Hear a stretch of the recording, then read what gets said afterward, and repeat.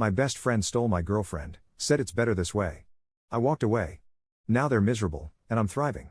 Here goes. I guess you could say this story has everything: friendship, betrayal, a bit of revenge, and, well, eventually, closure. But it starts off innocently enough.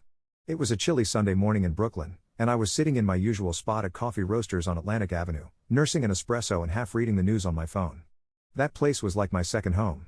The staff knew me, the regulars knew me. Sometimes, it was like Cheers without the alcohol. But, looking back, maybe that familiarity lulled me into a false sense of security. I was just about to finish my coffee and head home when I looked up and saw them. 2 tables away, laughing, leaning in close, sharing this little bubble that I apparently wasn't a part of. My best friend, Sam, and my girlfriend, Ava. Let me introduce the players here. Sam and I go way back. We met in our freshman year at Boston University. Sam was that guy, smart, outgoing, always in the middle of things. He was the guy you'd want by your side on a wild night out or a 3 a.m. soul-searching conversation. We went through everything together: breakups, late-night study sessions, drunken confessions. It was the kind of friendship where you thought nothing could come between you. Then, a few years later, I met Ava. Ava was, well, if I say the love of my life, maybe you'll understand why everything that happened cut so deep. We met at a mutual friend's party. She was new to the city, fresh out of grad school, and she had this laugh that was contagious, this energy that drew people in. I was instantly smitten. We hit it off that night, and by the end of the month, we were inseparable. I saw a future with her, maybe even marriage. And Sam? He'd met her early on. They got along great, and I thought it was perfect, the 2 most important people in my life, getting along. It was like the dream scenario, or so I thought. But that Sunday morning, seeing them there, so cozy and familiar, something inside me shifted. I don't know how to explain it, but I just knew.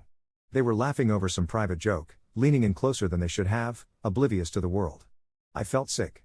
I couldn't look away, but I couldn't go up to them either. What was I supposed to do?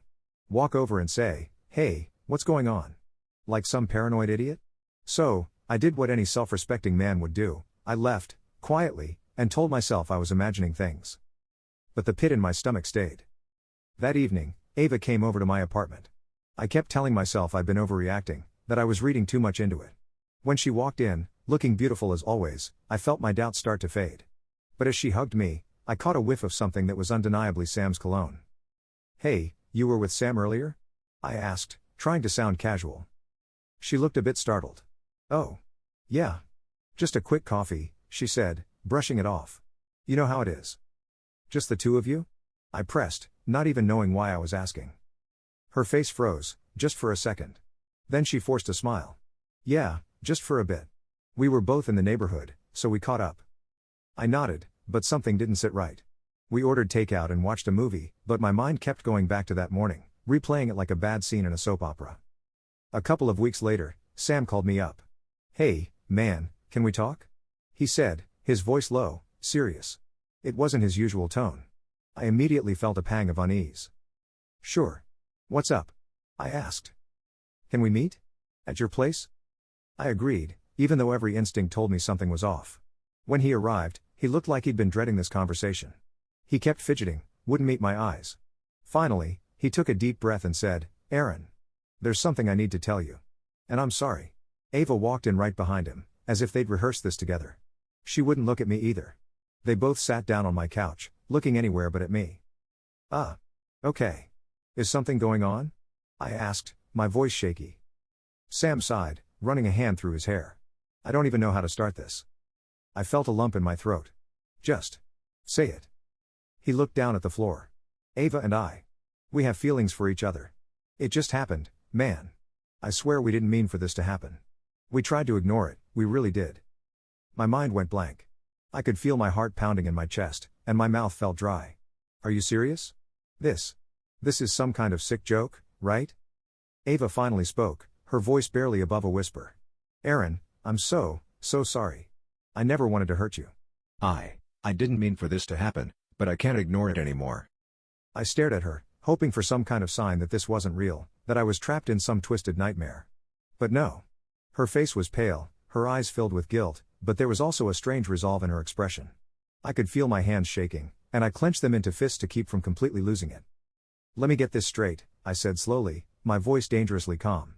"You two have been seeing each other. Behind my back?" "No, Sam said quickly. I mean, not really. We've only admitted our feelings, like, recently. I scoffed. Oh, so you just happened to develop feelings for each other? Just out of the blue?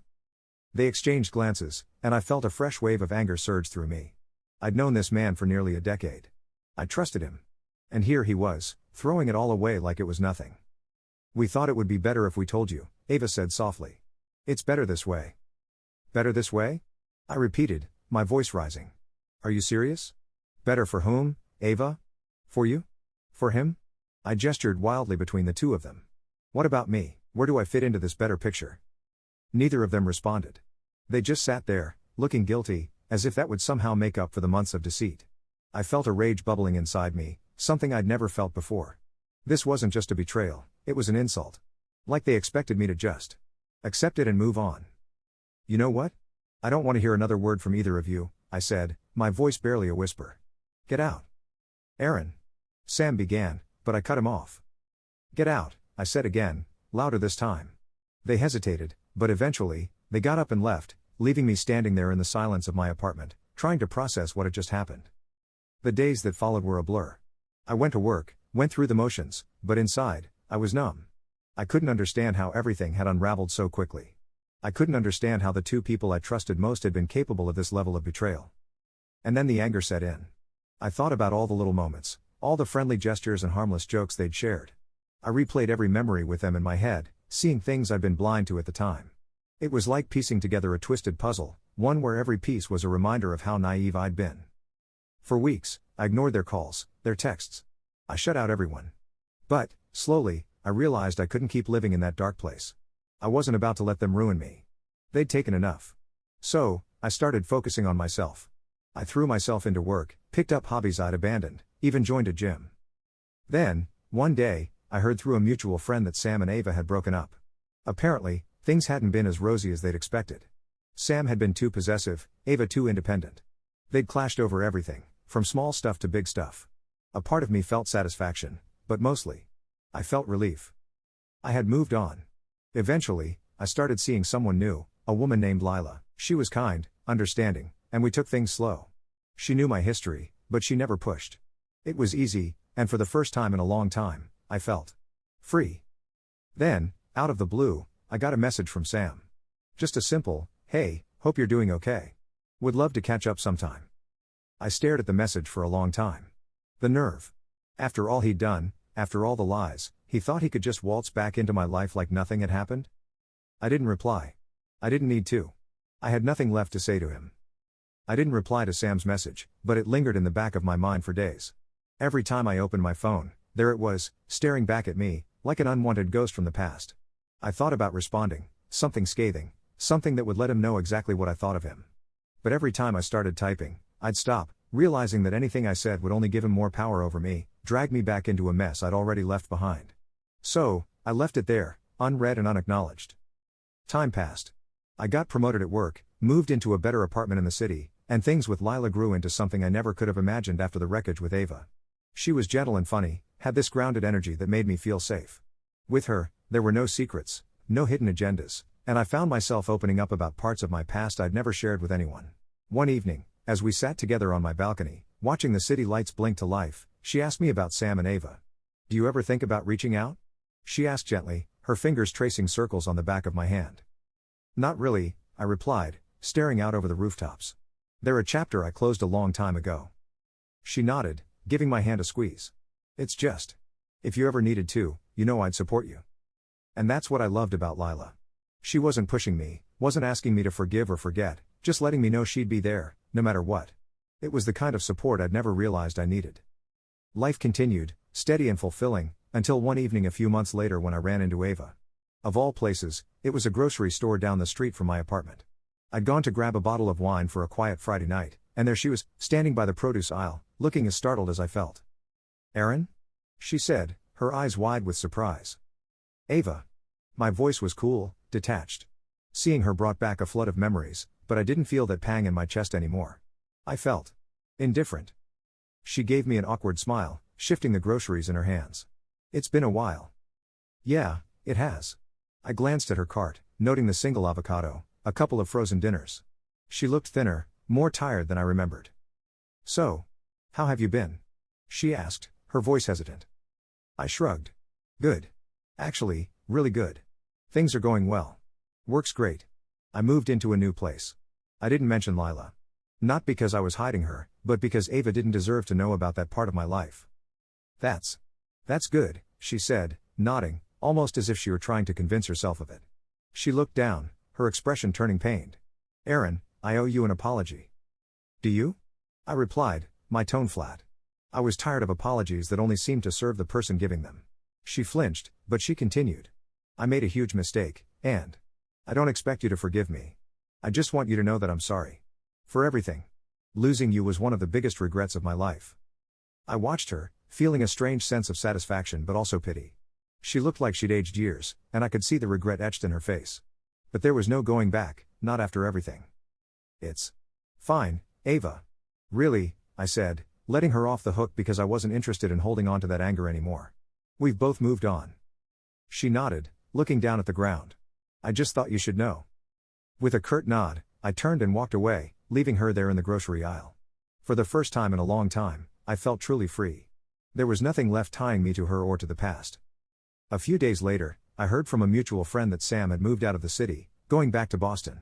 Apparently, he'd fallen out with most of our old friend group after what happened with Ava. He'd tried dating, but nothing had worked out, and he was feeling pretty lost. I couldn't say I felt sorry for him, but I also didn't feel any joy in hearing it. He'd made his choices, and now he was living with them. Lila and I moved in together not long after that. Our relationship was solid, built on trust and a quiet understanding that felt entirely different from anything I'd experienced before. She helped me build a life that was entirely my own, with new friends, new routines, and a new sense of self-worth that didn't depend on anyone else. A year passed. Then two. And life moved on in ways I couldn't have imagined. I rarely thought about Sam or Ava, except as lessons learned, scars that had healed and left me stronger. I even got a new phone, one where Sam's message was nowhere to be found, erased along with every reminder of the man he'd been and the friend he'd pretended to be. One night, Lila and I were out with friends, celebrating a promotion she'd just landed. As I watched her laugh, her face glowing with joy, I felt a warmth in my chest that told me I'd finally found what I was looking for, a love built on mutual respect, honesty, and kindness. I didn't need validation from anyone else. I had found someone who loved me for who I was, flaws and all, and who saw a future that we'd build together, one step at a time. And in that moment, I realized, maybe it really had been better this way.